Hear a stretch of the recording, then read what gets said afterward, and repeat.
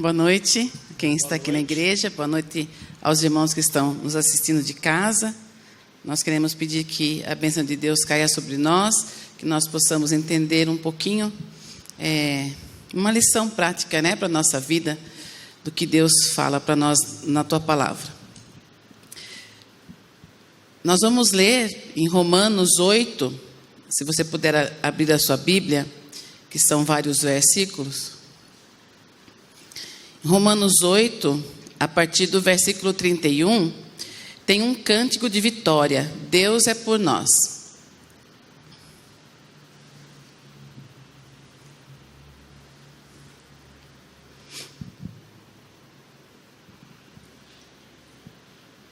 Vamos ler então do versículo 31 em diante. Que diremos, pois, a estas coisas? Se Deus é por nós, quem será contra nós? Aquele que nem mesmo seu próprio filho poupou, antes o entregou por todos nós, como nos não dará também com ele todas as coisas? Quem intentará acusação contra os escolhidos de Deus? É Deus quem os justifica. Quem os condenará? Pois é Cristo quem morreu, ou antes quem ressuscitou dentre os mortos, o qual está à direita de Deus e também intercede por nós. Quem nos separará do amor de Cristo? A tribulação, ou a angústia, ou a perseguição, ou a fome, ou a nudez, ou o perigo, ou a espada. Como está escrito, por amor de ti somos entregues à morte todo dia, fomos reputados como ovelhas para o matadouro. Mas em todas essas coisas somos mais do que vencedores, por aquele que nos amou. Agora eu vou querer que a gente preste mais atenção nesses dois versículos. Vou colocar, só apertar, amor? Foi. O 38 e o 39 diz: porque eu estou certo de que nem a morte, nem a vida, nem os anjos, nem os principados, nem as potestades, nem o presente, nem o porvir, nem a altura, nem a profundidade, nem alguma outra criatura nos poderá separar do amor de Deus que está em Cristo Jesus, nosso Salvador. A irmã White também escreveu no livro A Ciência do Bom Viver, na página 72, ela fala também alguma coisa que completa esse pensamento. As circunstâncias podem separar amigos. Não consigo enxergar lá na televisão, vou virar aqui para enxergar aqui mais fácil. As desassossegadas ondas do vasto mar podem rolar entre nós e eles, mas nenhuma circunstância, distância alguma nos pode separar do Salvador. Estejamos onde estivermos, Ele se acha à nossa mão direita para sustentar, manter, proteger e animar. Nós lemos essas promessas na Bíblia, Mas então, por que será que em alguns momentos da nossa vida, e tem gente que por muito tempo, anos até, se sente tão longe de Deus, se tem essa promessa tão linda que nós acabamos de ler? Porque sente que não está à altura da mão para sustentar, para Deus nos sustentar e nos amparar. O que faz essa separação entre nós? E pensando e ouvindo pregadores e pessoas entendidas na palavra de Deus, diz que a única coisa que nos separa de Deus somos nós mesmos, Então, eu me separo de Deus, eu me afasto dele. Não foi?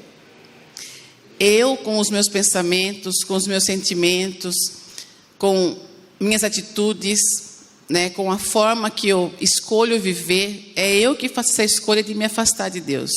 Ele não se afasta de mim.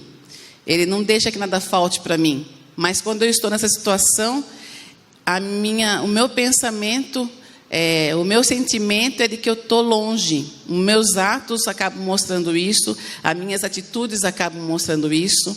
Eu acabo transgredindo alguma lei que Ele já me ensinou a não transgredir, e eu fico distante. E eu vou contar uma historinha para vocês. Vou colocar como sendo eu mesma, para eu não me confundir, então vou falar a Mara mesmo, tá bom? E eu quero que você que esteja me ouvindo aí na sua casa, e vocês que estão aqui na igreja, se coloquem, se procurem na história, vê se vocês se acham em algum momento nessas situações.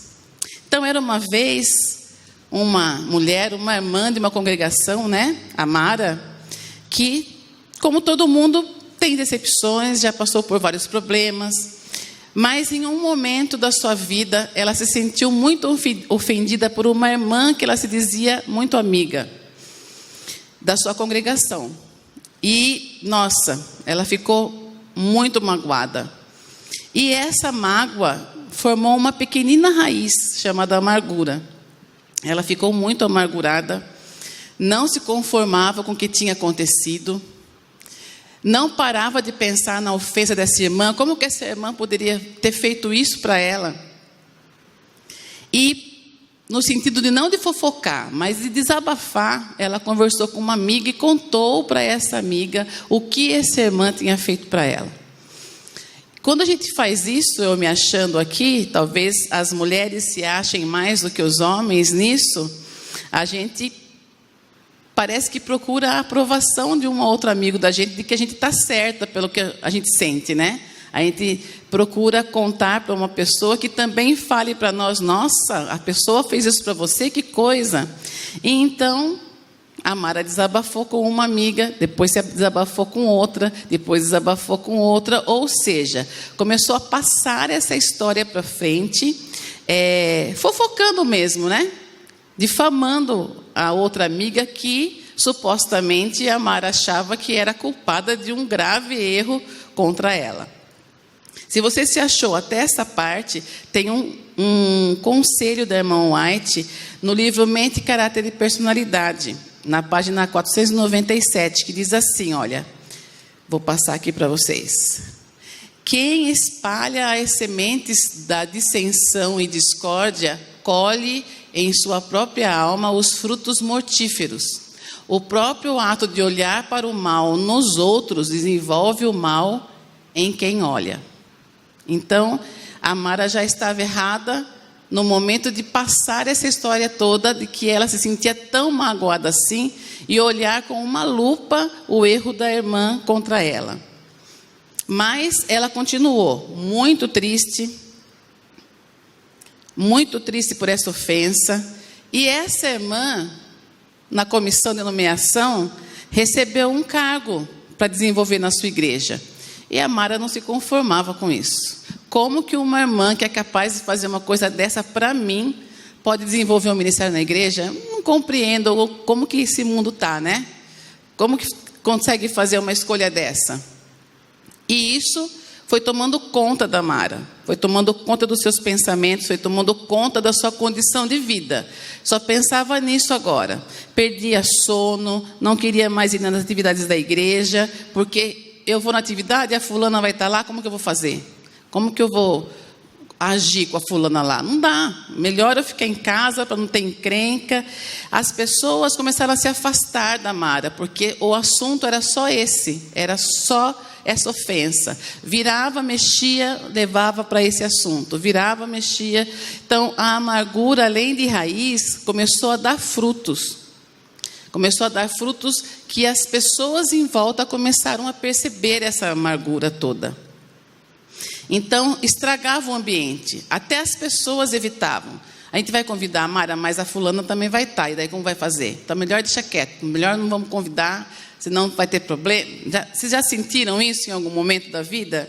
Eu acho que eu já passei por isso. E já passei vendo com as outras pessoas também.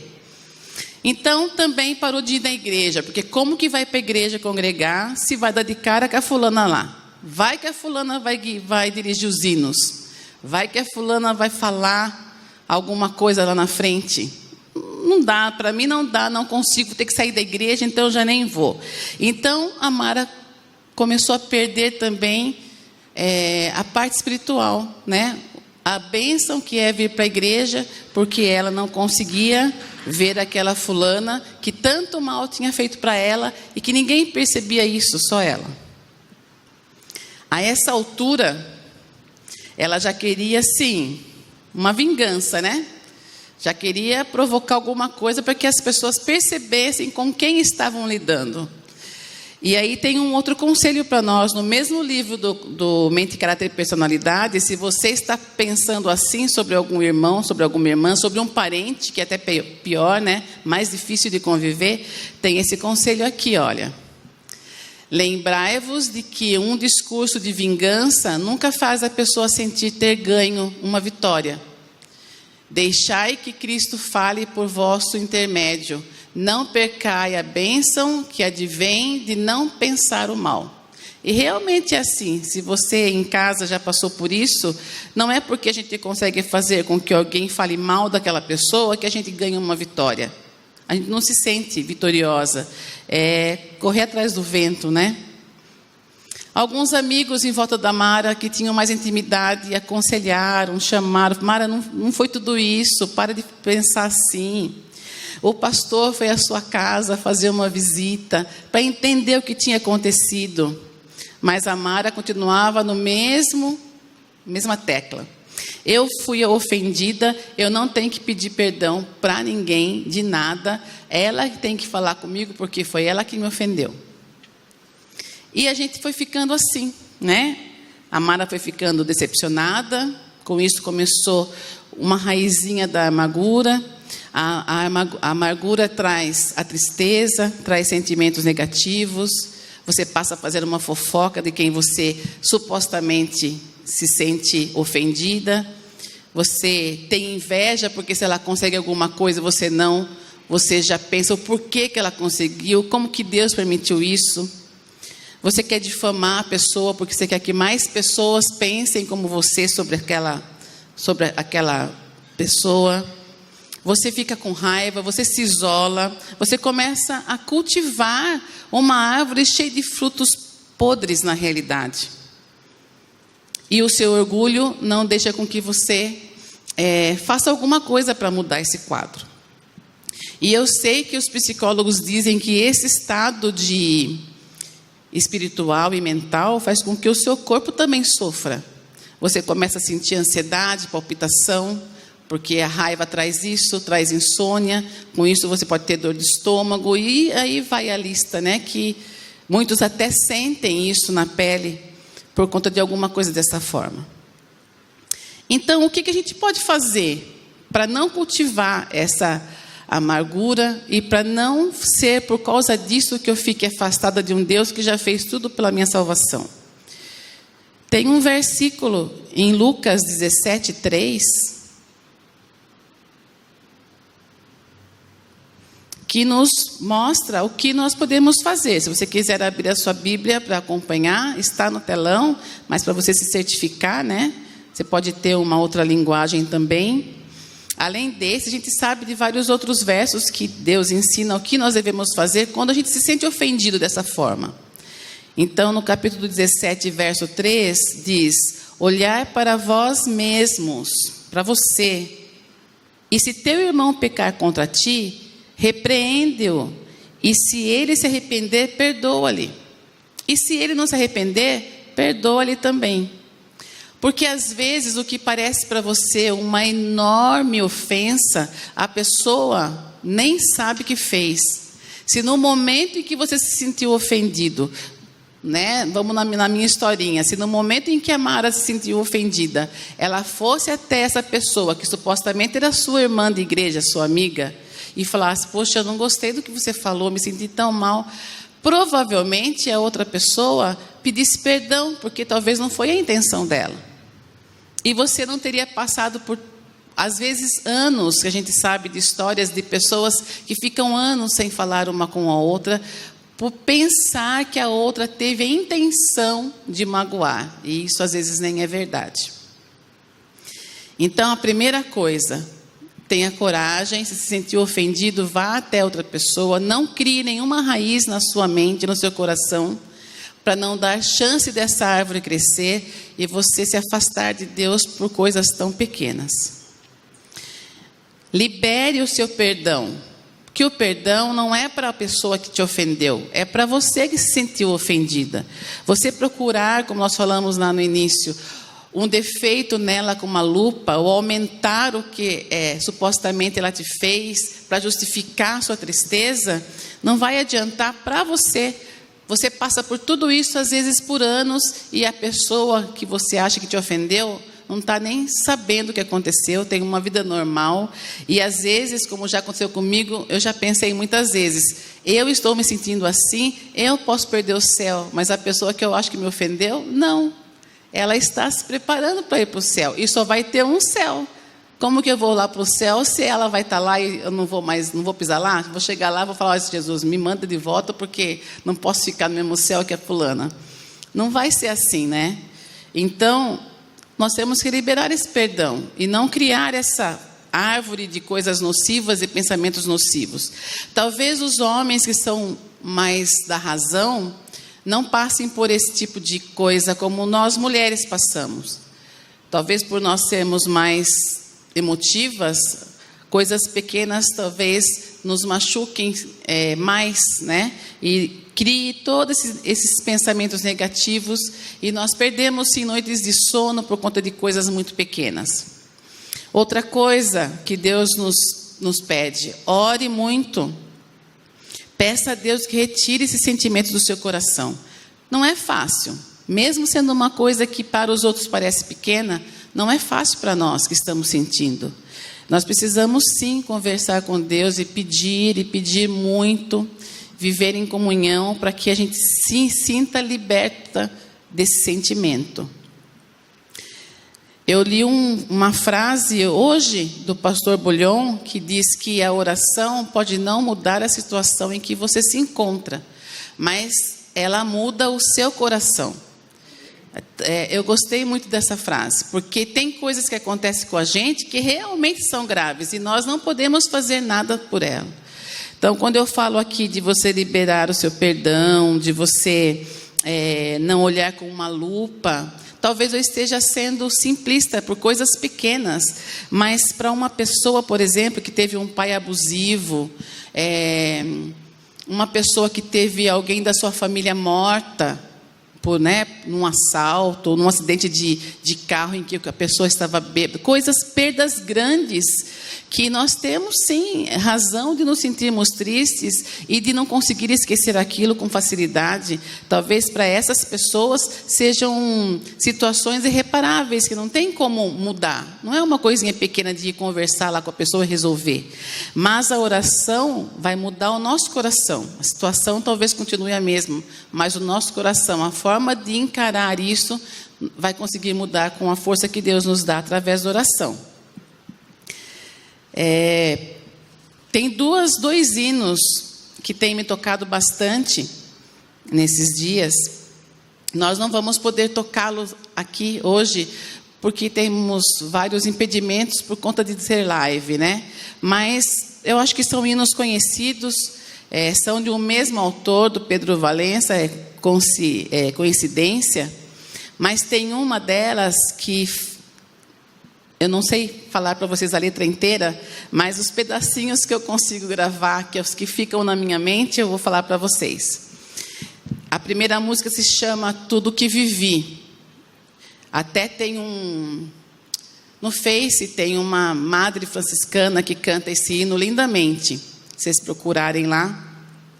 E tem uma parte do hino que diz que Jesus, Ele é a paz da minha estrada, doce companhia do meu coração. Se você acha que, estando amarga como está, e quer mudar, mas não tem ninguém para te ajudar, tem Jesus, que é a companhia do nosso coração. Ele é o ombro amigo onde eu despejo as minhas mágoas. Eu posso conversar, posso até xingar a fulana para Jesus, Ele vai entender. Eu posso me abrir, eu posso falar o que eu quiser, Ele vai estar ouvindo e sem julgamentos, como talvez algum amigo possa fazer. Também diz que o meu sorriso mais sincero é Jesus, a esperança em cada novo amanhecer, o amor seguro que ninguém pode roubar. Se te roubaram alguma coisa, não tenha amargura, não tenha tristeza. Jesus é o amor que ninguém pode tirar de nós. Pense nisso. Foque os seus pensamentos em tudo de bom que Jesus pode nos dar, como disse o primeiro verso que nós lemos. A outra música que eu gosto muito conta uma história também. A música é uma historinha. E eu achei que ela ficou assim, super dentro do que eu queria transmitir hoje, e que pedi que Deus me ajudasse para vocês. O nome da música é Frase Antiga. E ela começa contando uma historinha de alguém, um homem ou uma mulher, não sei, uma pessoa, que não dormiu à noite, porque fala por que o tempo passa devagar. O primeiro verso é noite, por que o tempo passa devagar. E que ela está angustiada. Você ouvindo a música toda, você percebe que a pessoa está amargurada. Mas aí, conforme os versos vão sendo, ele foi compondo a música, ele diz que alguém citou então para essa pessoa uma frase muito antiga, já tantas vezes repetida, ela encontrou respostas nessa frase. Essa frase está em Salmo 37, no versículo 5. Se vocês puderem achar na Bíblia de vocês, Salmo 37, versículo 5. É muito conhecida mesmo. Vou pôr aqui no telão para quem está acompanhando. A frase antiga dessa música, que está em Salmo 37, 5, é: entregar os meus caminhos ao Senhor, confiar nele e o mais ele fará. Aí ele completa, né? É fácil de cantar, de decorar esse verso. Eu preciso aprender esse verso. Aprender não é fácil, né? Deixar tudo na mão de Deus, confiar nele e não colocar dentro de nós todos esses sentimentos ruins. Mas eu preciso aprender, porque se eu aprender essa frase que é tão antiga, eu posso viver feliz dentro de qualquer circunstância em que eu esteja. A música continua falando que o que eu falei para vocês da frase do pastor Bullion, talvez as situações não mudem, talvez sejam situações muito graves, mas a música continua falando que Deus, em essência, Ele é amor. Ele nos ama, apesar do que nós passamos. E também pede para que quando vier esses sentimentos que nós falamos desde o início, de tristeza, decepção, de amargura, vingança, orgulho, que a gente se lembre de que Deus, Ele tem uma grande obra em nós. E que essa verdade tão antiga, dessa frase do Salmo 37, 5, se for real em minha vida, vai me devolver a paz. E eu vou conseguir ser feliz, como diz aqui, porque é fácil de a gente cantar esse verso. Então, se na tua vida as coisas não estão tão bem como você gostaria, se você está sentindo um sentimento muito negativo por alguém que você acredita ter te magoado, se você não está conseguindo liberar esse perdão que você precisa para que você seja feliz, lembre dessa música, coloque essa música no final do culto, procure, ela tem várias versões, várias pessoas cantando, frase antiga. E lembre-se que Deus tem uma grande obra em você, e só você pode impedir que Ele faça essa grande obra, não impeça.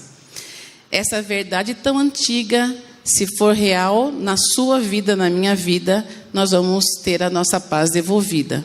Então, entregue seus caminhos ao Senhor, confia nele, e o mais Ele fará por nós. Eu gostaria muito, irmãos, que nós não tivéssemos esse tipo de sentimento, mas nós somos seres humanos e, como seres humanos, somos muito falhos. Talvez nós tenhamos causado em alguém algum sentimento assim. Vamos seguir o conselho de Lucas, que Lucas nos dá.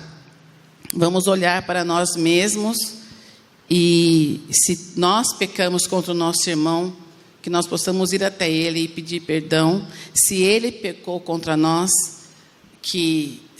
nós também possamos ir até Ele, conversar sobre isso, e que Ele se arrependa, e que as nossas amizades, que as nossas relações familiares, de irmãos de congregação, e que a nossa relação, especialmente com o nosso Deus, não tenha esse afastamento por conta de um sentimento que nós podemos controlar. Deus, Ele planejou para que nada nesse mundo possa nos afastar dEle. Nenhum poder de fora pode nos afastar dEle, por maior que seja. mas nós, seres tão frágeis, podemos nos afastar dele. Então, não vamos deixar que o sentimento de amargura, o sentimento de tristeza, faça com que nós percamos um céu que já está prometido a nós há tanto tempo, desde a fundação do mundo. Vamos cantar essa canção, né? É uma frase fácil de cantar, é uma frase que eu posso repetir sempre. Entregar os meus caminhos ao Senhor, confiar nele e o mais ele fará. Que Deus possa nos abençoar, nos dar uma semana maravilhosa, sem nenhum sentimento ruim, que nós possamos ter a presença dele em nosso lar a semana toda. Amém.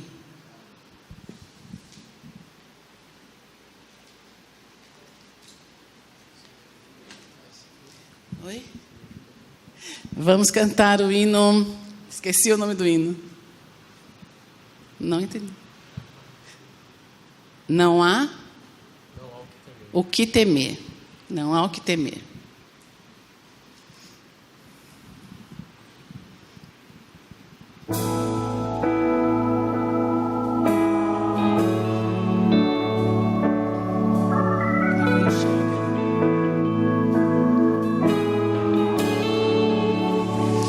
Eu sou o Senhor, Rei de Israel, Santo Redentor, começo e o fim. Sou o Criador, o verdadeiro Deus. Eu sou a cura, sou o poder. Eu sou o Amém, estrela da manhã. Eu morri na cruz, cruz de salvação. Conheço a tua dor, ouço teu clamor, e minha destra não falhará.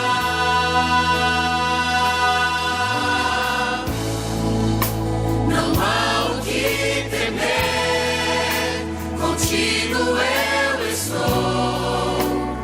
Não te assombres, porque eu sou teu Deus.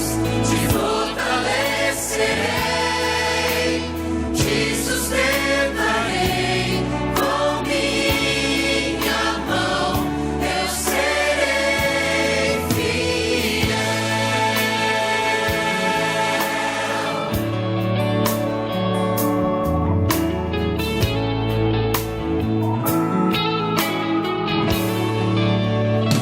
Eu sou o Senhor, Rei de Israel, Santo Redentor, começo e o fim. Sou o Criador, o verdadeiro Deus. Eu sou a cura, sou o poder. Eu sou o Amém, estrela da manhã.